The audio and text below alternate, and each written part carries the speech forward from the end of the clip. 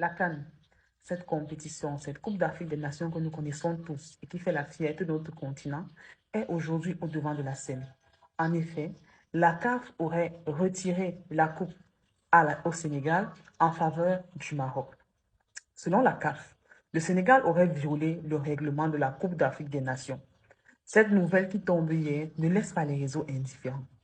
Chacun y va de son opinion et j'avoue, les opinions ne sont pas réellement en faveur de cette décision car on y souligne une injustice, on y souligne une malversation, on y souligne une corruption. Mais ensemble, essayons de revenir sur le droit parce que c'est ce que je fais sur ma chaîne. D'après la CAF, le Sénégal aurait violé l'article 84 du règlement de la CAF. Nous allons le lire ensemble afin de se faire une idée. D'après l'article 84, l'équipe qui enfreint les dispositions des articles 82 et 83 sera définitivement exclue de la compétition.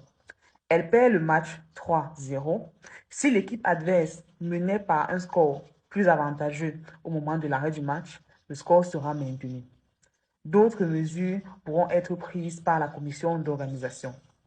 Cet article parle de l'article 82 et 83, dont je vous donne la lecture. Article 82. Si pour n'importe quelle raison, une équipe se retire de la compétition ou ne se présente pas à un match, ou refuse de jouer ou quitte le terrain avant la fin réglementaire du match sans l'autorisation de l'arbitre, elle sera considérée perdante et sera définitivement éliminée de la compétition en cours. Il en est de même pour les équipes préalablement disqualifiées par décision de la CAF. Article 83. Une équipe qui ne se présentera pas sur le terrain en tenue de jeu à l'heure fixée pour le coup d'envoi ou tout au plus 15 minutes plus tard sera déclarée forfait.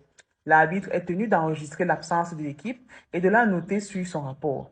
Le cas sera soumis à la commission d'organisation qui prendra une décision finale. Voici donc les différents articles que je vous ai lus.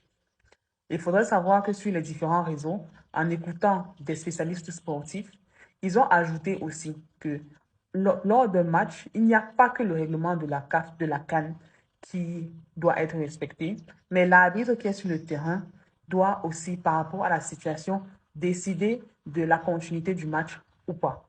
À ce niveau, est-ce qu'on se dirait alors que l'arbitre ayant fait en sorte que le match, la finale de la CAN 2025 continue, aurait pris une mauvaise décision?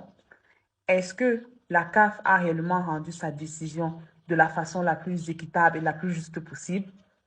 Je pense qu'avec l'appel que la Fédération sénégalaise de football